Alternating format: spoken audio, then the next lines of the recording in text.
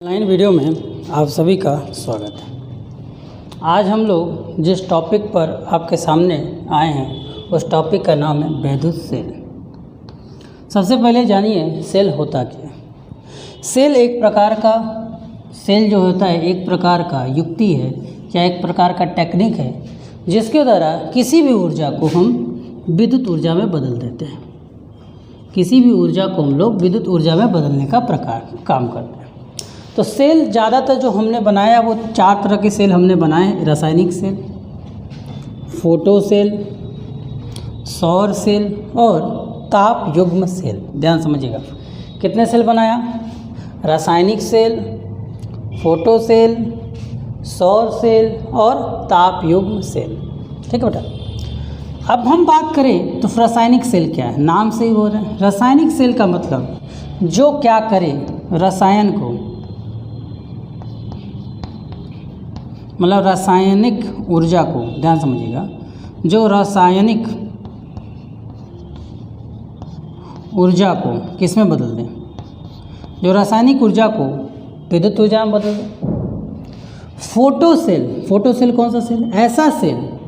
ऐसा सेल जो कि क्या करे, जो कि प्रकाश की ऊर्जा को, जो भी प्रकाश, जैसे कोई लाइट आ रही है, उस प्रकाश की ऊर्जा को अगर बिजली की तरफ बनाने का काम करने लगे तो ऐसे सेल को हम लोग फोटो सेल के नाम से जानते हैं। सौर सेल, ये आपने देखा भी होगा, सुना भी होगा, आपके स्कूल में भी ऊपर छत पे लगा होगा, या आप गांव में जाओगे तो ऊपर सूरज के सामने एक प्लेट रखा जाता है और उस प्लेट पे सूर्य की प्रकाश आती है और जब सूर्य की प्रकाश उस पर गिरती है, ध्यान समझिएगा, जब सूर्य का प्रकाश उस पर गिरता है तो क्या होता है बेटा? जब सूर्य का प्रकाश गिरता है तो उससे बिजली बनती है। इसके अलावा दूसरा है ताप युग्म, मतलब एक तरफ ताप युग्म में देखिए कुछ स्ट्रक्चर इस तरह का होता है, नीचे ठंडा पानी, ऊपर गर्म पानी। ठंडा पानी और गर्म पानी के मिलन से एक तापांतर आता है और तापांतर के कारण इसके अंदर जो आवेश है वो बहना शुरू हो जाते हैं और उस बहने वाले आवेश से हम क्या करते हैं? बिजली। तो ये सारे जो हैं वो बिजली के उतने बढ़िया उपकरण नहीं है। उसमें सबसे ज़्यादा यूज़फुल हमारा ये है और सबसे ज़्यादा यूज़फुल हमारा ये है। इस चैप्टर में जो कि हम विद्युत सेल लेकर आए हैं तो हमारे लिए जो मेन टॉपिक होगा वो होगा बेटा रासायनिक सेल। अब रासायनिक सेल की अगर हम बात करें, किसकी बात करें? यदि हम रासायनिक सेल की बात करें, ध्यान समझिएगा, यदि हम रासायनिक सेल की बात करें तो रासायनिक सेल हमारे पास 2 तरह के हैं। क्या है? प्राथमिक चार्ज, मतलब एक बार यूज़ वाले, मतलब एक बार प्रयोग वाले, मतलब इनका सिर्फ एक ही बार प्रयोग किया जा सकता है। दोबारा अगर आप चाहोगे कि हम इसका प्रयोग कर लें तो ये पॉसिबल नहीं है, मतलब आप बार बार इसका कोई प्रयोग नहीं कर सकते। जैसे आप घरों में देखोगे, आप अपने घरों में बैटरी लेकर आते हो, बैटरी उसमें लगाने वाली मोबाइल में, और मोबाइल में कर रहा हूँ, आप देखते हो उसमें जो रिमोट में बैटरी लगती है, घड़ी में बैटरी लगती है, यदि उसको तुमने एक बार यूज़ कर लिया तो क्या उसको आप दोबारा यूज़ कर पाते हो? बोलो, नहीं कर पाते हो। क्यों नहीं कर पाते हो? उससे ऐसे सेलों को हम लोग प्राथमिक सेल के नाम से देते हैं। अब हम बात करें द्वितीयक सेल। अब हम बात करते हैं द्वितीयक सेल। अब द्वितीयक सेल क्या होता है? द्वितीयक सेल का मतलब जिनका बार बार प्रयोग किया जा सकता है, बार ऐसे सेल जिनका प्रयोग हम बार बार कर सकते हैं, उस ऐसे सेलों को हम लोग कौन सा सेल बोलते हैं बेटा? ऐसे सेलों को हम लोग द्वितीयक सेल के नाम से जानते हैं। अब ये द्वितीयक सेल है क्या? जैसे आपके घर, आप आजकल जनरली सभी लोग इन्वर्टर यूज़ करते हैं। इन्वर्टर आपका डिस्चार्ज होता है फिर चार्ज हो जाता है। इन्वर्टर आपका डिस्चार्ज होता है फिर आपका क्या हो जाता है? चार्ज हो जाता है। इसका मतलब क्या होता है? ध्यान समझिएगा, इन्वर्टर आपका चार्ज है, डिस्चार्ज हुआ फिर से चार्ज होगा, मतलब उसको बार बार आप प्रयोग में ला रहे हैं। इसी तरह आपका मोबाइल आपके पास होगा, मोबाइल में भी बैटरी होती है, बार बार चार्ज करें, डिस्चार्ज हो रहा है फिर चार्ज कर ले। तो जिनको हम बार बार प्रयोग में ला सकते हैं, इस समय सबसे ज़्यादा यूज़फुल कौन है बेटा? ये है। इसका भी अपनी जगह पर प्रयोग है, इसका भी अपनी जगह पर प्रयोग है। अब चलिए आते हैं कि जो रासायनिक सेल होता है उसमें सबसे ज़रूरी चीज़ें क्या होती हैं। ध्यान सुनिए, इसमें सबसे जो ज़रूरी है वो क्या है? अब देखिए रासायनिक सेल का निर्माण, इसमें हम बात करें तो रासायनिक सेल में जो निर्माण है मेनली 2 चीज़ें होती हैं। एक यहाँ पर एक अंदर द्रव होता है या कोई भी रासायनिक चीज़ होती है जिसको हम लोग इलेक्ट्रोड के नाम से जानते हैं। किसके नाम जानते हैं? इलेक्ट्रोड के नाम से, या इसको हम लोग बोलते हैं वैद्युत अवघट्य, वैद्युत अवघट्य मतलब जिस पे वैद्युत काम करेगा। अब इसके अंदर ध्यान समझिए, इसके अंदर हम क्या करते हैं, दो तरह के लोगों को रखते हैं। एक जो होता है धनायन होता है, एक क्या होता है धनायन होता है, जिसे हम लोग एनोड के नाम से जानते हैं। ठीक, एक इसके अंदर एक और चीज़ होता है जिसे हम लोग कैथोड के नाम से जानते हैं। किसके नाम से जानते हैं, कैथोड। ये क्या होता है बेटा, माइनस होता है, इसे हम लोग कैथोड के नाम से जानते हैं। ये जो वैद्युत अवघट्य है, ये जो वैद्युत अवघट्य है, इसी के अंदर कुछ ऐसी प्रक्रियाएं होती हैं, इसी के अंदर आयन्स पाए जाते हैं, प्लस माइनस के आयन पाए जाते हैं, जो मुक्त रूप से होते हैं, जो कि क्या होता है बेटा, मुक्त रूप से पाए जाते हैं। जब बैटरी चार्ज होता है, ध्यान समझिए, जब बैटरी चार्ज होता है मतलब इस पे पॉजिटिव आयन होता है, इस पे नेगेटिव आयन होता है। ठीक, तो जब चार्ज होता है तो मतलब इस पे इलेक्ट्रॉन ज़्यादा है, इस पे इलेक्ट्रॉन कम है, तो मतलब यहाँ से इसके अंदर के इलेक्ट्रॉन यहाँ से ऐसे, कभी कभी आपने देखा होगा कि बैटरी रखे रखे भी डिस्चार्ज हो जाती है। बैटरी रखे रखे भी, जैसे आपने बैटरी को एक बार यूज़ कर लिया, उसके बाद आप उसको देखोगे तो बैटरी जो है रखे रखे भी डिस्चार्ज हो जाती है। वो क्यों होता है कि अपने आप इसके अंदर वैद्युत अवघट्य के अंदर जो करंट है वो बहने लगेगा, या जो वैद्युत आवेश है वो इधर से इधर आने लगेगा। ठीक, जो वैद्युत आवेश है वो इधर से इधर अपना आप आना शुरू कर देगा। तो एनोड, अब हम इसको अगर बाहर से कोई वायर जोड़ दें, इसके अंदर कोई अगर वायर जोड़ दें, अगर हम इसके अंदर वायर जोड़ दें तो अब इस वायर में करंट का डायरेक्शन क्या होगा बेटा, ऐसे होगा। अब इस वायर में करंट का डायरेक्शन प्लस से माइनस की ओर होगा, जबकि इसके अंदर क्योंकि इलेक्ट्रॉन का आवेश इधर, लेकिन इसके अंदर करंट का डायरेक्शन उल्टा हो जाएगा। ध्यान समझिएगा, सेल के अंदर करंट, चूँकि करंट की जो दिशा होती है हमेशा प्लस से माइनस की ओर होती है, आवेश की दिशा माइनस से प्लस की ओर होती है। तो बैटरी के अवघट्य के अंदर जो है करंट की दिशा देखें तो हम उल्टा है, और इसमें करंट की दिशा उल्टी है। बात मेरी समझ में आ रही? वैद्युत अवघट्य के अंदर, अब वैद्युत अवघट्य के अंदर ये जो धनायन और ऋणायन है, तो इसी धनायन और ऋणायन के इस वैद्युत अवघट्य के अंदर जो वस्तु पाई जा रही है, इसी के अंदर प्लस भी है और इसी के अंदर बेटा माइनस भी है। इसी के अंदर प्लस भी है और इसी के अंदर माइनस भी है, और इसी प्लस माइनस के कॉम्बिनेशन से क्या होगा बेटा, बैटरी का निर्माण होता है। ठीक है, सेल का निर्माण होता है, और यही सेलों को अगर हम एक साथ जोड़ दें तो उससे हम लोग कहते हैं, अगर उसी सेलों को एक साथ जोड़ दें तो हम कहते हैं कि बैटरी का निर्माण हो गया। अब आइए थोड़ा सा कुछ बातों को समझते हैं। अब जैसे कि आपने बैटरी देखा, अब बैटरी को हम लोग किससे सिंबलाइज करते हैं, ऐसे, प्लस वाला बड़ा होता है, माइनस वाला छोटा होता है। जैसा कि आपने देखा अभी कि बैटरी के अंदर, इलेक्ट्रोड के अंदर भी करंट बह रहा है, तो अगर इसके अंदर भी करंट बहे तो वैद्युत अवघट्य के अंदर भी प्रतिरोध होगा। क्या होगा, इसके अंदर भी प्रतिरोध होगा। अगर इसके अंदर प्रतिरोध है तो इसी जब इलेक्ट्रोड को डुबाए जाते हैं, जब इलेक्ट्रोड को इसके अंदर डुबाया जाता है, ध्यान समझिएगा, इलेक्ट्रोड के अंदर जब इसको डुबाया जाता है तो वैद्युत अवघट्य के अंदर भी एक प्रतिरोध आ जाता है। इस प्रतिरोध को ही हम लोग बोलते हैं बेटा आंतरिक, इसी प्रतिरोध को ही हम लोग क्या बोलते हैं बेटा, आंतरिक प्रतिरोध। क्या बोलते हैं बेटा, इसी प्रतिरोध को हम लोग बोलते हैं बेटा आंतरिक प्रतिरोध। ठीक, अब ध्यान से देखिए। ठीक, तो अब हम बैटरी के बात करें तो बैटरी में हमें तीन चीज़ों को बात करना है। पहला हमें क्या बताना है बेटा, पहला हमें बताना है टर्मिनल, पहला हमें बताना है बेटा टर्मिनल विभवांतर।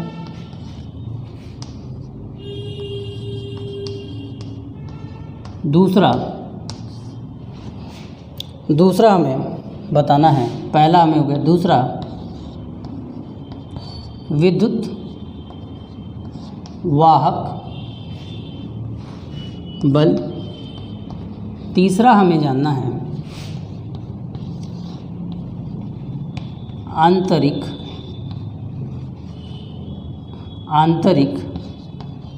प्रतिरोध।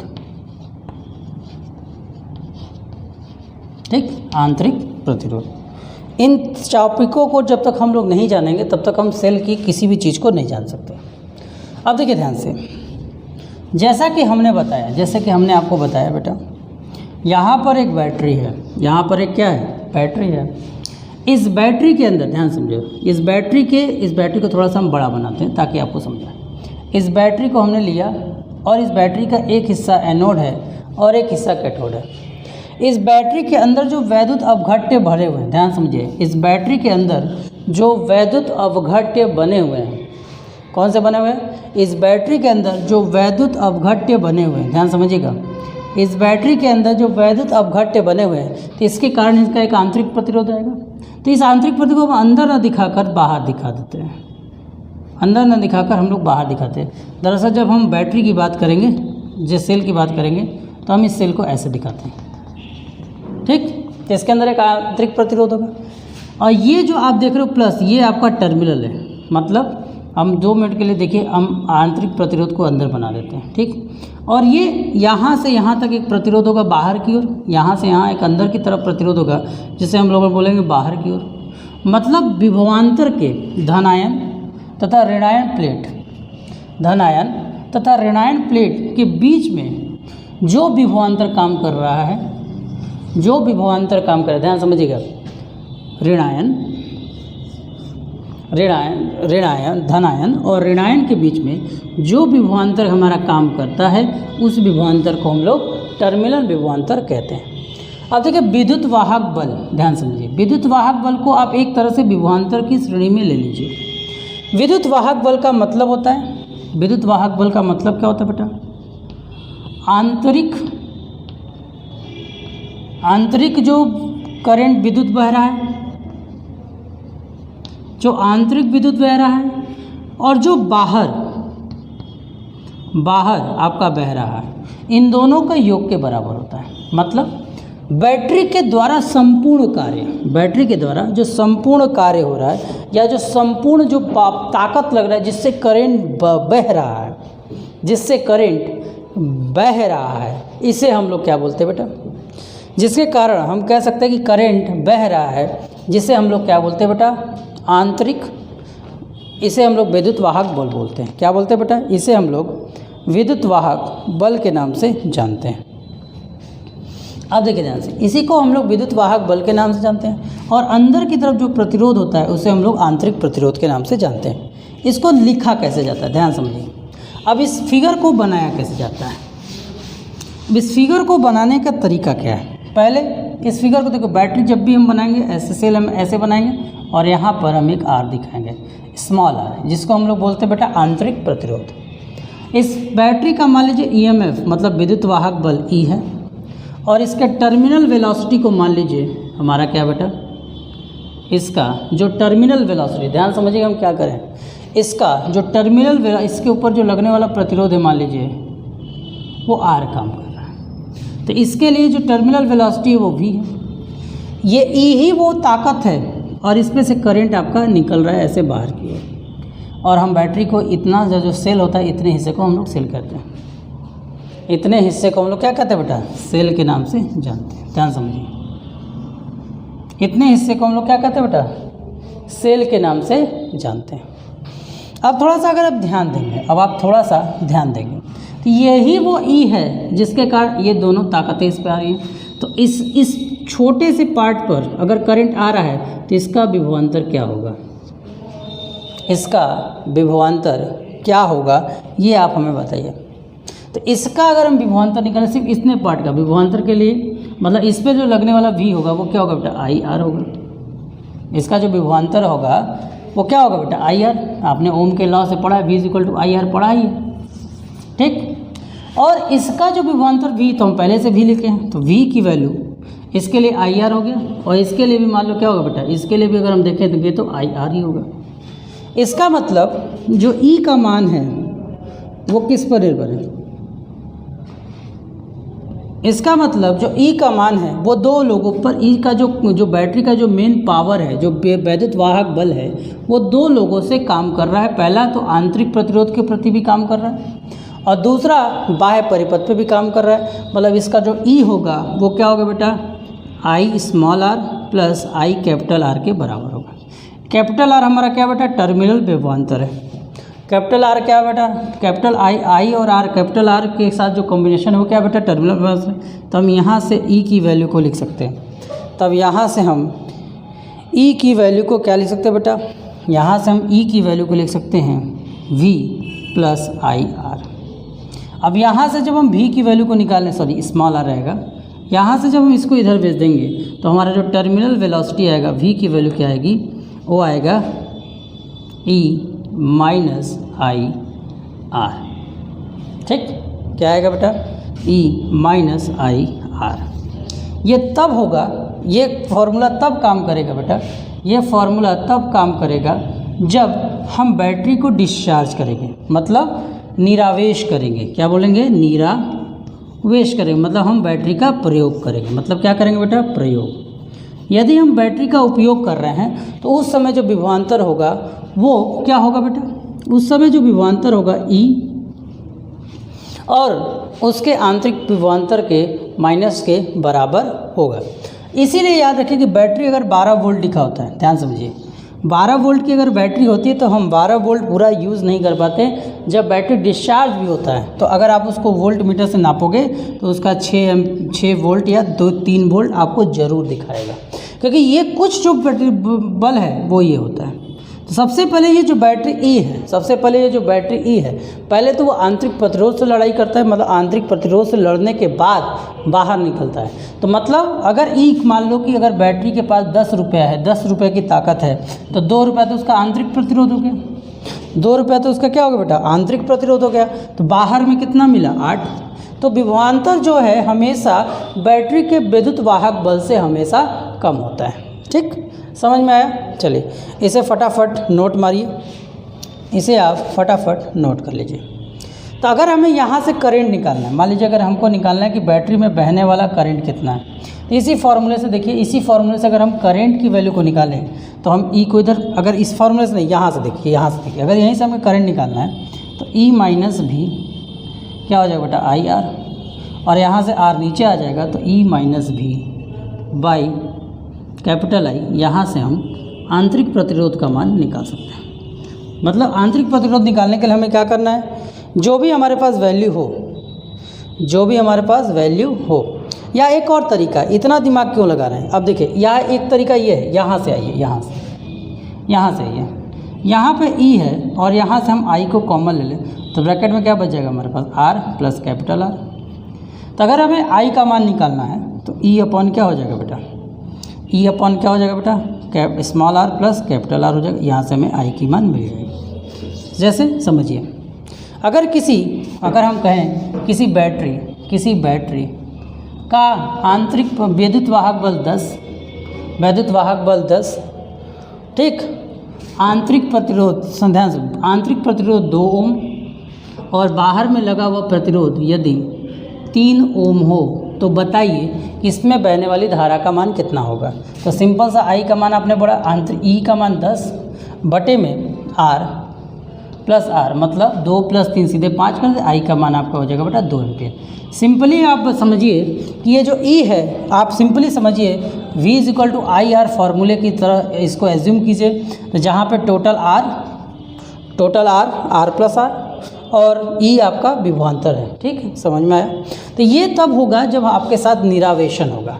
मान लीजिए जब आवेशन होगा, ध्यान समझिए, मान लीजिए जब आवेशन होगा, तो जब आवेशन होता है मतलब जब बैटरी को चार्ज किया जाता है तो पावर अंदर से नहीं, पावर बाहर से मिलती है उसको। तब भी देखिए, जैसे आपका ये बैटरी डिस्चार्ज है तो बैटरी का अगर पावर ई है और आप बाहर से जब आप उसको करंट दोगे, ध्यान से लो, जब बाहर से आप उसको करंट दोगे तो आप ई से ज़्यादा करंट इसको दोगे, मान लो E2 जो है, E1 जो है ई से ज़्यादा होगा, तभी वो करंट उसको मिल पाएगा, तभी वो चार्ज हो पाएगा।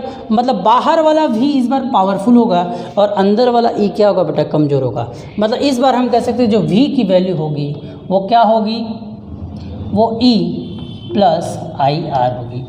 प्लस IR क्यों होगी, इस बार जो E की वैल्यू होगी वो E + IR होगी। ऐसा क्यों होगा, इस बात को भी आपको समझना होगा। इसके पीछे रीज़न ये है कि पिछली बार हम E से काम करवा रहे थे तो E की पावर ज़्यादा थी, इसलिए हमें काम मिल रहा था। लेकिन इस बार हम क्या कर रहे हैं बेटा, आवेशन कर रहे हैं। क्या कर रहे हैं, आवेशन। इस बार हम क्या कर रहे हैं बेटा, आवेशन कर रहे हैं। तो आवेशन में बाहरी विभवांतर, टर्मिनल विभवांतर को ज़्यादा होना पड़ेगा, तभी वो बैटरी को चार्ज करेगा। अगर अंदर का पावर कमज़ोर, जैसे कभी कभी आप देखे होंगे बैटरी आपका डीप डिस्चार्ज हो जाता है तो उसे बहुत देर तक आप चार्ज में लगाए रहते हैं। जैसे कभी कभी बैटरी ख़राब हो जाता है तो क्या करते हैं, मशीन को ले जाकर वो किसी बड़े से मशीन में लगाते हैं। मतलब बाहर का पावर अगर ज़्यादा होगा तभी अंदर में बैटरी को चार्ज करेगा। तो ऐसे कंडीशन पे अपनी वैल्यू बेटा ये हो जाएगी। अब ये कंडीशन तो हमको मिल चुकी, या हम चाहें तो V की वैल्यू कैपिटल I इसको और कैपिटल R भी लिख सकते हैं। तो E बराबर हमारा क्या हो गया बेटा, IR। चलो इस पर भी करंट निकालो। तो इस बार हम करंट निकालेंगे तो इसको हमको इधर भेजना पड़ेगा। तो इस बार जब हम इसको इधर भेजेंगे, ध्यान समझना, जब हम इस बार इसको कहाँ भेजेंगे बेटा, इस साइड भेजेंगे। जब हम इसको इस साइड भेजेंगे तो अब आपकी वैल्यू जो होगी क्या होगी बेटा, अब आपकी वैल्यू क्या होगी, तब आपकी जो वैल्यू होगी IR minus IR is equal to E। यहाँ से I की जो वैल्यू होगी वो E अपॉन में R, capital R minus small r होगी। ठीक, तो आवेशन के समय टर्मिनल विभवांतर की वैल्यू आप इस तरह यूज़ करोगे। आवेशन का मतलब खर्च हो रहा है, ठीक, और निरावेशन में ये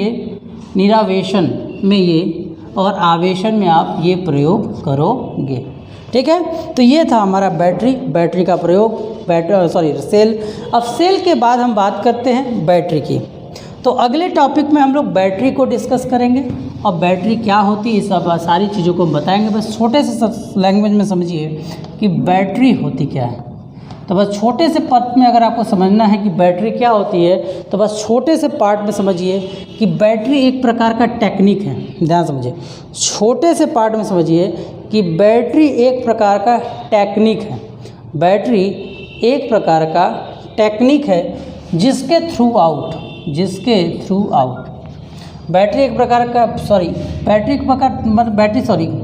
क्या है, बैटरी समूह है। किसका समूह है, समूह है किसका, सेल का। तो सेलों के समूह से जो हमें प्राप्त होता है उसे हम लोग बैटरी कहते हैं। तो अगले वीडियो में हम लोग बैटरी के बारे में डिस्कस करेंगे, जिसमें हम लोग सेलों के कॉम्बिनेशन के बारे में पढ़ेंगे, जिसमें 3 कॉम्बिनेशन होगा।